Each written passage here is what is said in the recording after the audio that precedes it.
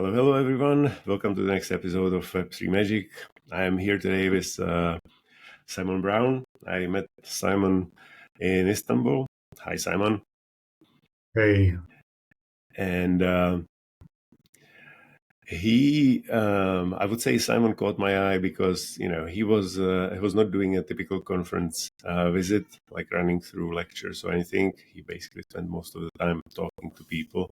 I liked, as he put it, that he likes to spend time around hacker houses, and so I thought it would be fun to have Simon on the show and let him talk about his impressions from Istanbul, from people and projects he met, which are most likely not projects which were on stage, which you can check anywhere you want, but those other guys which you wouldn't probably see or meet unless you spend the time in co-working and around hacker houses like Simon did. So I'm happy to have you here, Simon. Can you tell us just a brief start, as always, like how did you get to crypto? First of all, thanks for having me on. And it's great to find out about your podcast. So I'm looking forward to kind of subscribing and listening to more shows. So how did I first get into crypto? I think that was about 4 years ago. 5 years ago. Wow, yeah. So I was working in Fidelity Investments at the time, actually as a UI engineer, building out their complex UIs for their trading applications. And it was around 2017, and I discovered Ethereum, and just got totally pilled. I just got completely obsessed. It was the whole notion of like being able to launch a business with just like a few keystrokes on a computer keyboard, and you could launch something that could accept money, it could send money, it could organize things, and the fact that you could do it without a lawyer, without a bank loan, without contracts, and just the fact that there was like basically no barrier to entry. It just really captured my imagination. So I started teaching like workshops and stuff on just like free workshops for people to come to learn how to build decentralized applications. And they started proving quite popular because at the time, 2017 was a bit of a bull run, and there was a lot of curiosity around Ethereum. Anyway, that led to a job in their R&D research center in their blockchain incubator team, which was a fantastic experience. And I was really grateful to get that experience. So that was like 3 years. And I was doing bits of research, but mostly I was a full stack developer building out prototypes. And over that 3 years, I got more and more into the research, wanted to do it more. So I joined Consensus about almost 2 years ago. And now I just kind of focus on research and advising various different teams and trying to kind of get projects off the ground and stuff like that. I see. Sounds very cool and like a long journey. And now I get why you like hacker houses, because you're basically hacker by heart. I do. It's funny, it's kind of ironic that you've asked me to kind of come and talk about DevConnect. I went to one talk in DevConnect. That was like the whole conference. I managed to make it to one talk. I'm not, I think I missed out on a lot of really good talks and a lot of really interesting information, but I find a great deal of value of actually meeting people and just kind of brainstorming and just jamming and riffing on ideas. It was the same in ECC back in July. I spent like $400 or something to get a ticket. I didn't even make it in the door. Didn't even make it into the main conference. But yeah, I was just hanging around in hacker houses, hanging around it, like meeting individual people and kind of brainstorming and doing whiteboarding and stuff. And it's great to see that. I remember like at ECC, I was at Jesse's Hacker House. We were in like this, just behind, like in the yard behind some building in France, and we were just like discussing ideas. There was like 20 people there, and we were talking about one idea for something called Verax. At the time, we didn't have a name. That came months later, but it was an idea for an on-chain attestation registry. And like that again, there's about 20 people just throwing the idea around. And like 6 months later, I think, was it 6 months? We're deployed on chain. There's 250,000 attestations. There's like 5 different teams maintaining it. So it's great to see that, Yeah, from cool. inception all the way to the project. That's what I really enjoy. I see, I see. So natural follow-up question is, okay, so what are the ideas which caught your imagination in Istanbul? Because we can talk about them probably in 6 months being a project. Yeah, I mean, if you ask every person, they probably have a different answer for you. I think the space is so big now that there's so much happening. It's impossible for one person to Right. know everything that's happening. It's just totally impossible. Some of the things that really um, in, that I'm really enthusiastic about for next year are, one is network abstraction and how we're going to handle that. Um, Mhm. how do What's the intersection between wallets and different like networks? When I say networks, I mean ecosystems like Starknet ecosystem, the Optimism superchain, Mhm. all of these various different kind of ecosystems, and like how do the layer threes communicate with each other? How does it look like from the user's perspective? Is a really interesting question. So I'm looking forward to seeing how that evolves Mhm. and how like account abstraction continues to evolve. What is it going to look like once we have like real adoption, and what are the dynamics of a unified mempool for ERC 4337, and how does that relate on layer two and layer three, Mhm. as I said, with network abstraction? That's a really interesting area. Um, the thing that I'm most interested in is probably identity and reputation, which has sort of been baking my noodle for the past like 6 months. I think next year is going to be the year for identity and reputation and what that means, and what's built on top of those primitives that are being built this year. I see. Yeah, well, actually, I had the same feeling from, DevConnect when I came back from Istanbul. So when I went there, I actually hoped I will hear a lot about identity and also like communication and some security things, which I think are like long-standing problems. But I think I heard a lot more about identity than I expected. So it seemed that it's an area which is moving forward and which is fast, captured minds of many people. I know you Yeah. wrote a really long article on that, so I'll definitely link to it.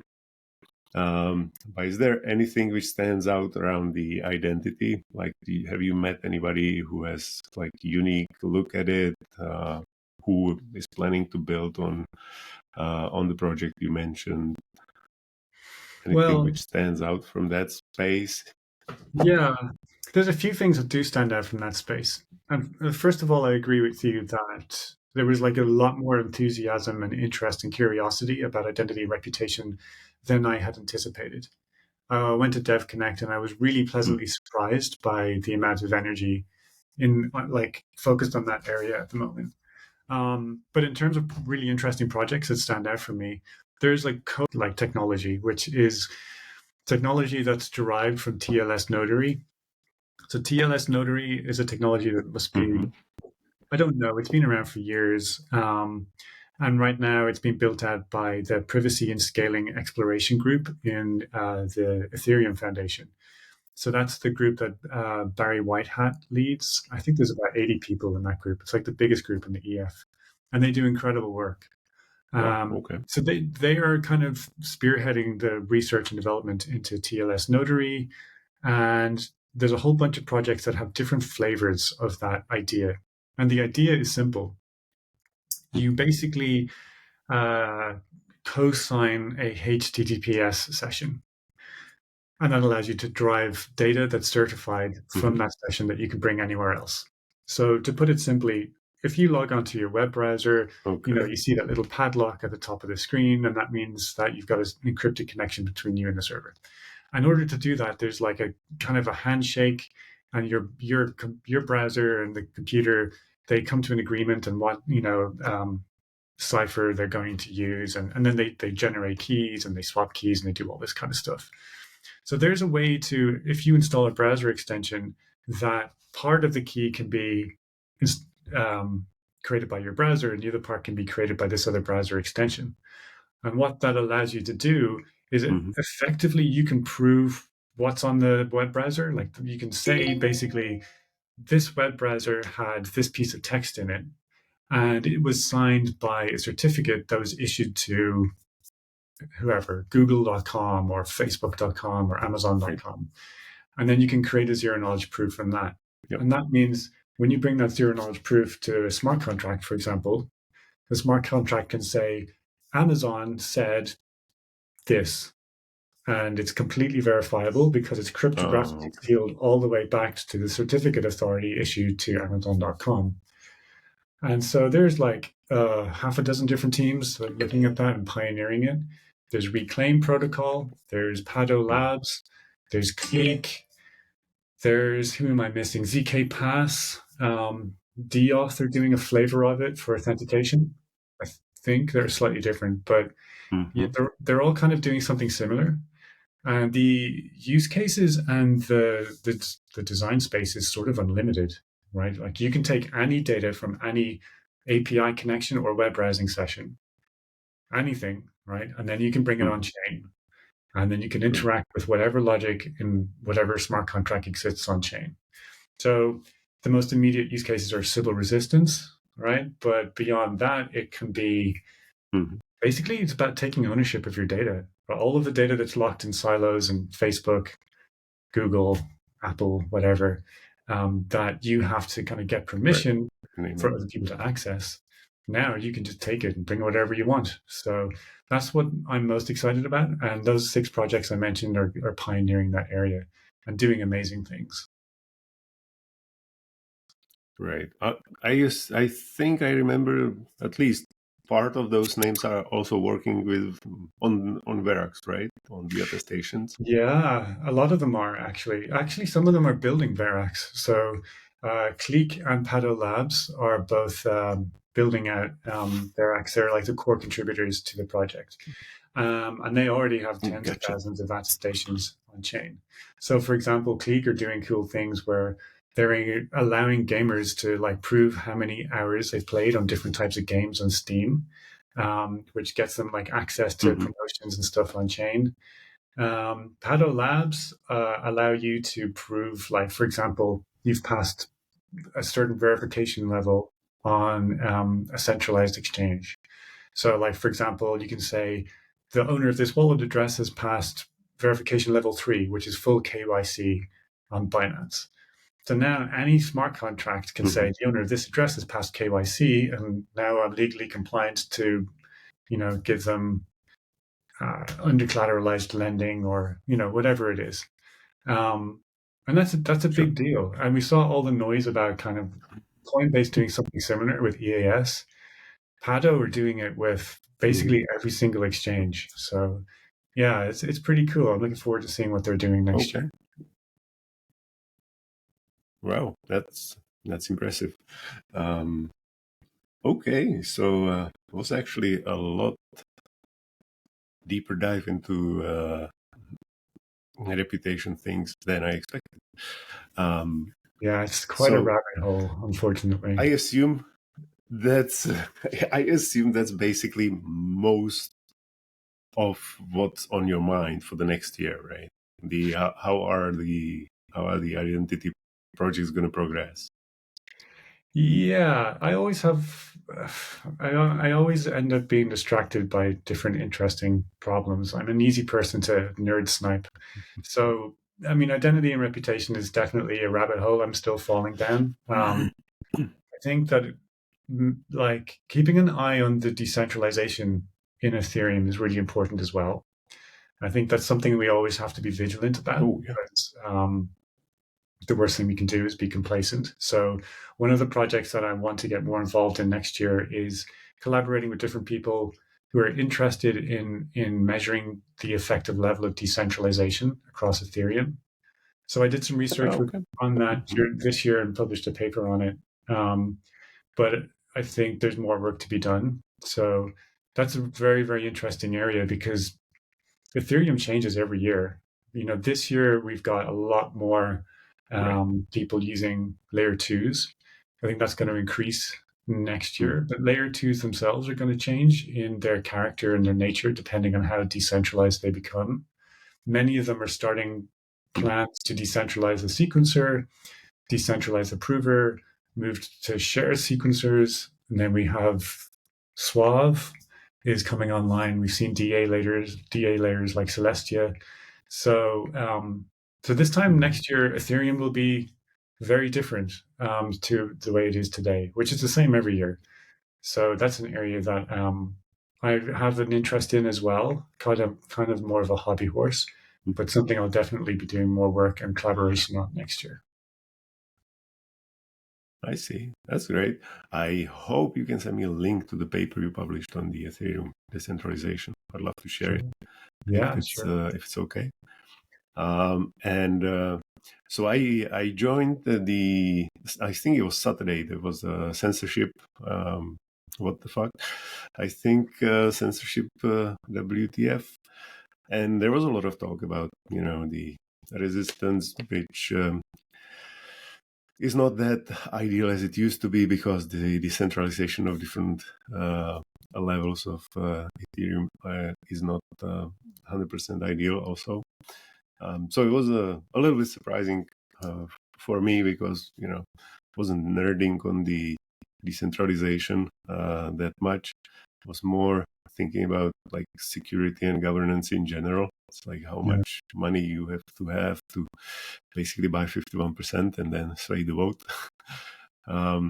So that was totally new to me.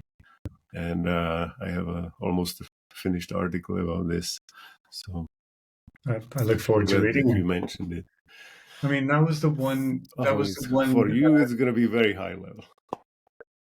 That was the one event I really wanted to go to. Unfortunately, I couldn't stay on the Saturday for personal reasons. I had to fly out, and I want to watch all the videos from that day. I think Tina from Flashbots, especially, she's fantastic at getting people together and actually discussing like really important things. And so, hats off to her for organizing that event.